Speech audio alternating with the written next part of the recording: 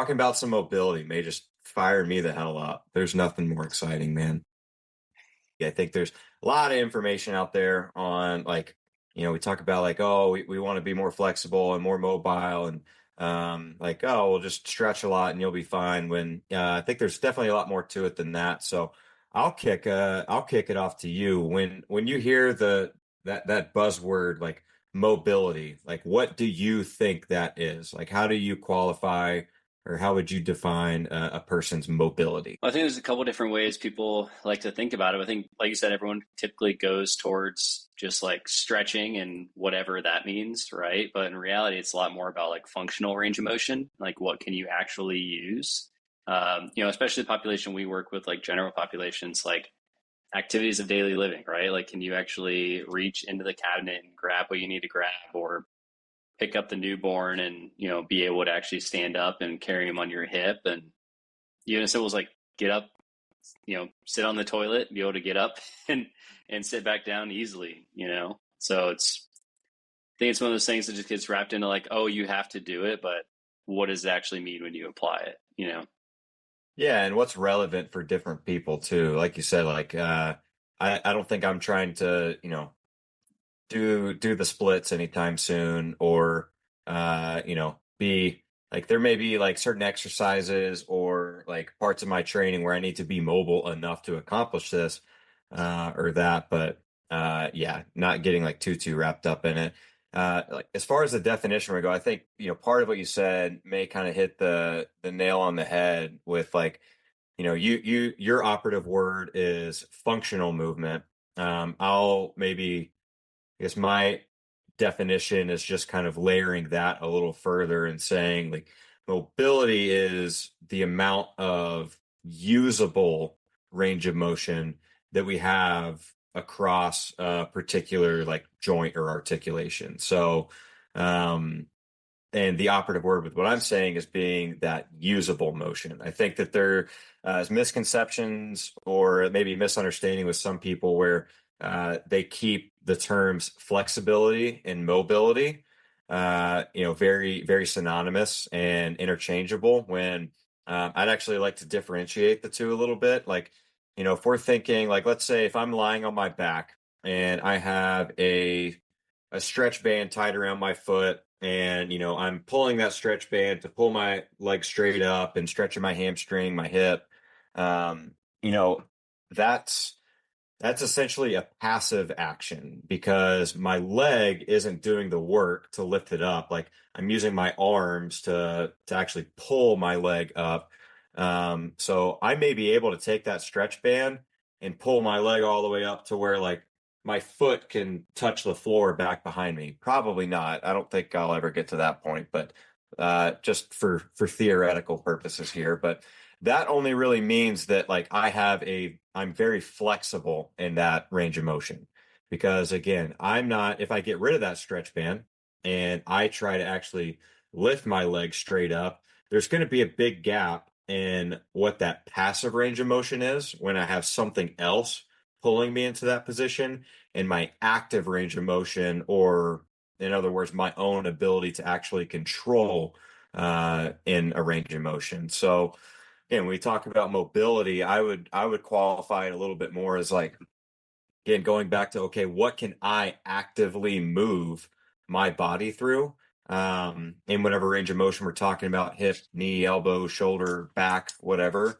Um, Rather than like, how is gravity helping me or how is some external resistance, moving me down in this. So I guess maybe just one kind of misunderstanding that we want to clear up a little bit. Yeah, I think we've seen a pretty good amount of that. Like, there's always the person that's like hyper mobile, shoulders, for example. And it's like they can, put their arms behind them and bring their arms overhead.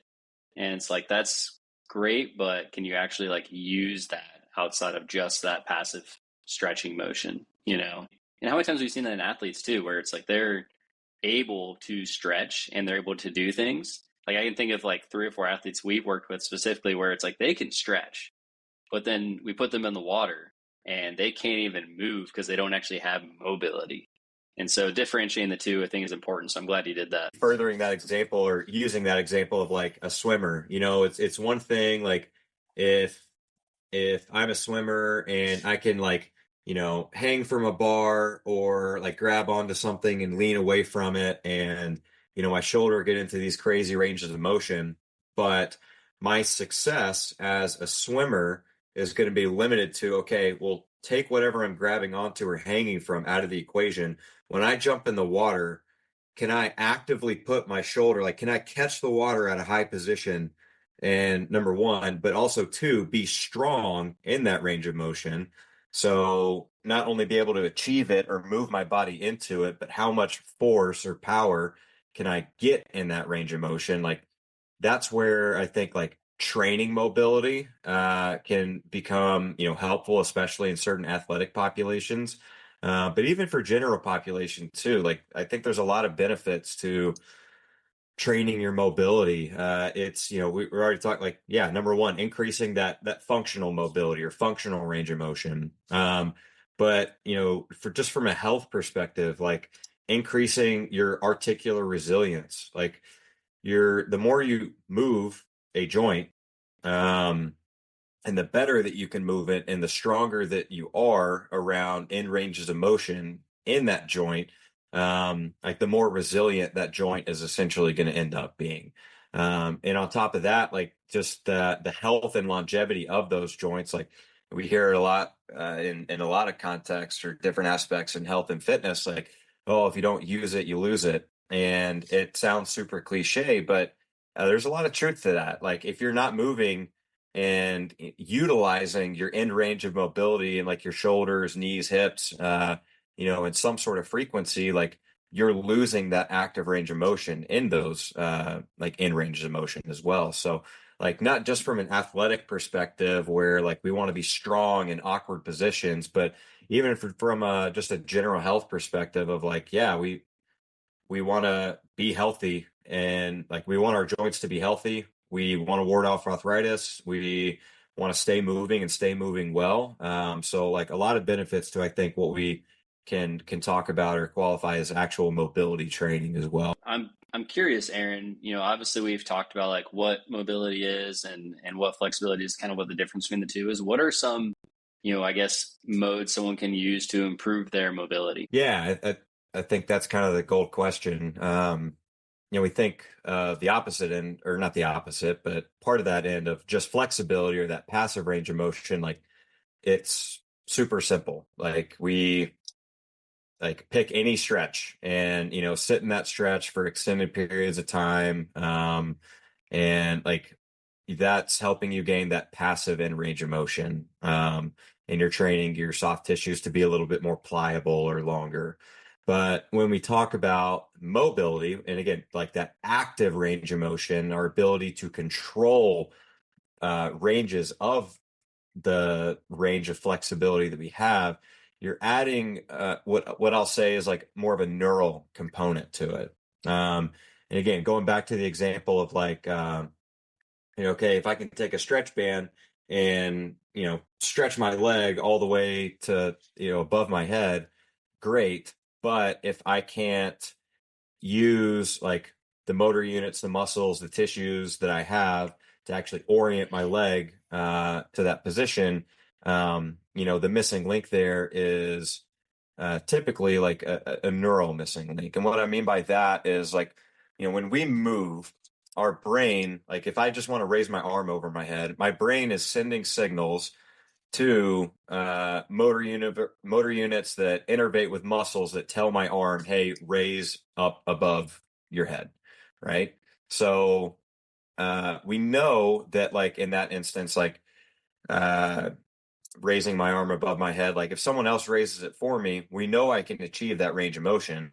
But there's the connection between my brain and the muscles and soft tissue that takes for me to move my own arm up above my head that we need to train as well. So there's a couple different strategies that I guess I can go through on how we can increase mobility and train that active range of motion in particular. I don't think, we can't take any credit, and I'm not going to, for like what these actual strategies are. And I'll defer a lot of people to, if they want to learn a little bit more about it, to company functional range systems, because really these couple strategies that I'll talk about come from their functional range conditioning course. But those guys do a really good job in breaking this down in a few more deeper layers. But some of the strategies that they use, and I know I use pretty frequently with a lot of the athletes I work with,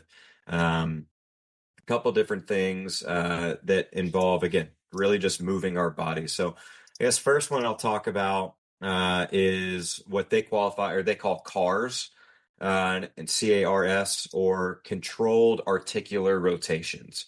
And I think this kind of goes back to the quote I said a minute ago of like, hey, if you don't use it, you lose it. And a lot of the premise of controlled articular rotations, or CARS, is to essentially like continually move our body, move certain joints throughout our usable range of motion. So it's kind of hard like describing some of this without having like a visual associated with it. But if you're listening, if you can bear with me, like, imagine you're trying to take your arm and you're holding a piece of chalk and you're standing next to a whiteboard, and you're trying to draw a really big circle around that whiteboard. Okay, you can move your arm in a circle, no problem at all. But if I tell you to do the same thing, I say, hey, when you reach like down at the bottom of the circle, like I really want you to like push that arm down. And when you reach forward, really aggressively try to reach that arm forward and make that, big circle just an inch bigger in diameter all the way around. It may not sound like much, but the like the neural connection that we need to have, or the neural drive that we need to initiate to have our brain tell our arm, like, reach that shoulder just a little bit more forward, a little bit higher, a little bit more back, a little bit more down as we're drawing that circle. There's levels of that contraction, and what those levels of contraction do is essentially, we're pushing that joint, or that articulation, in this case, the shoulder. We're moving it in a more or less aggressive rotation around that range of motion. So what that's essentially helping us do, if we're thinking like we're drawing the biggest circle that we absolutely can in that range of motion, then that is like our functional or active range of motion in like shoulder flexion, moving forward, flexion all the way up overhead, extension behind our head, et cetera, et cetera. So, using that range of motion, number one, has its own benefit by, again, if we're using it, we're not losing it. But also, the more that we contract those soft tissues, so our shoulder in this case, around that end range of motion with whichever range we're going through, like the better connection and the more neural drive we're getting at end range of motion in particular. So we're building tolerance and strength just by moving our arm, maybe aggressively in this big circle. We can, again, we're getting stronger in those different points of end range of motion around that joint. In concept or in theory, like you can have, or you can perform a CARS, or controlled articular rotation, with any joint. Again, we're not going to go through a ton of them, but again, I'll give all the shout outs to FRC and those guys. And there's plenty of videos on YouTube of, if you want to do hip CARS or knee CARS, or, you know, elbow, shoulder, whatever, and different levels of that and different magnitudes of those contractions and how that could benefit people. But again, the process of moving through end range in a controlled articular way is one way that we can help kind of train our mobility. I guess the other strategy that I'll highlight is what they call their pails and rails, or what this would be is their progressive and regressive angular isometric loading. So pails, the progressive angular isometric loading; rails is the regressive.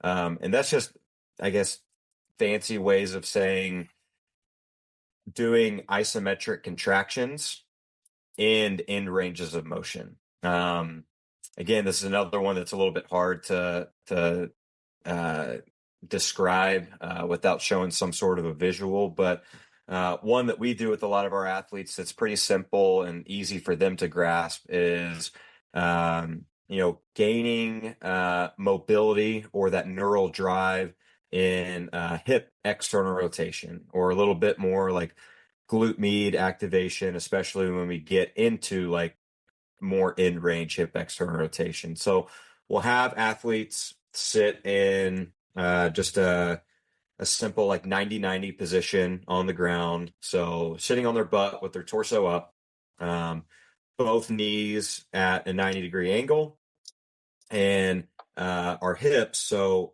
thigh to the opposite thigh, is at about a 90-degree angle too. So if it helps to just Google seated 90-90 position, that may help kind of talk about the starting point here.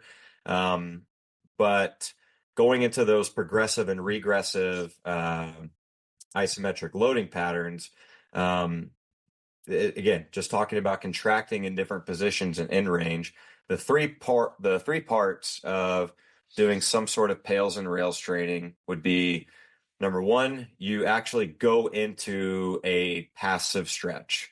So you're actually getting into an in range of your passive range of motion. So actually, I'll do this. I'll keep using the example that may be a little bit simpler, that I keep saying about like using the stretch band to pull your foot back up to your head. So in that instance, if I have a stretch band around my foot, I'm pulling my leg up and I'm stretching, my hamstring and hip.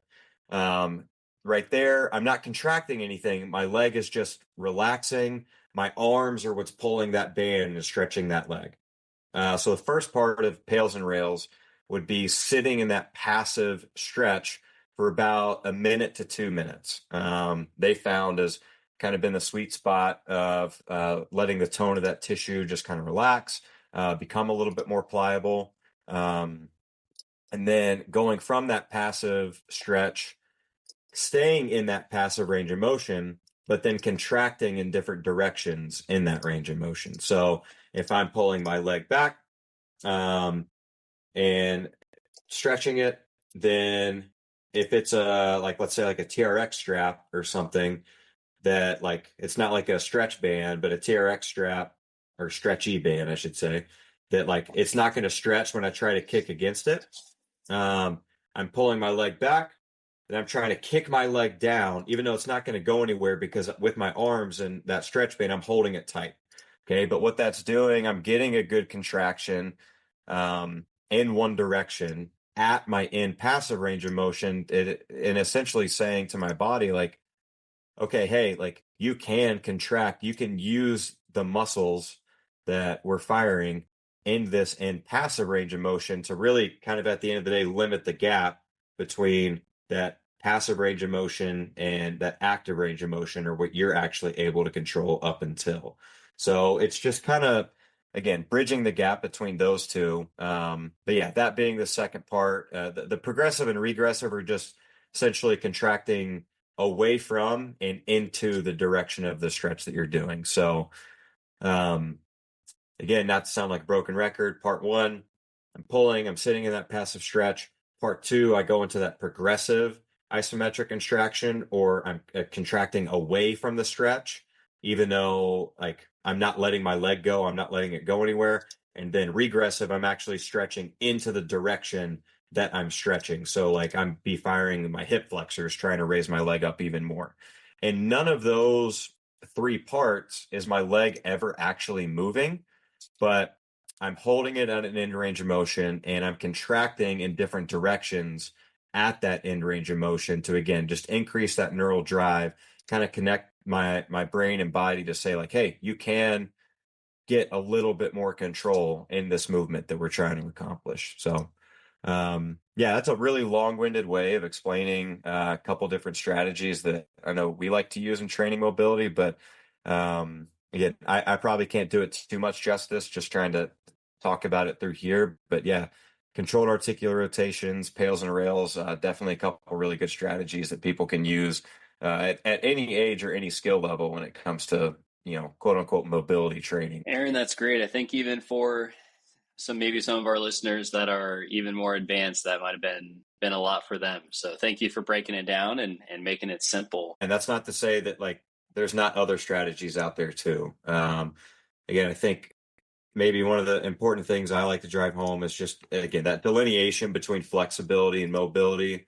Understanding that they're both very trainable qualities, but how you train those, two avenues can be very different. So, yeah, both very important because, yeah, you can be the most flexible person in the world and have someone else tie you in a knot.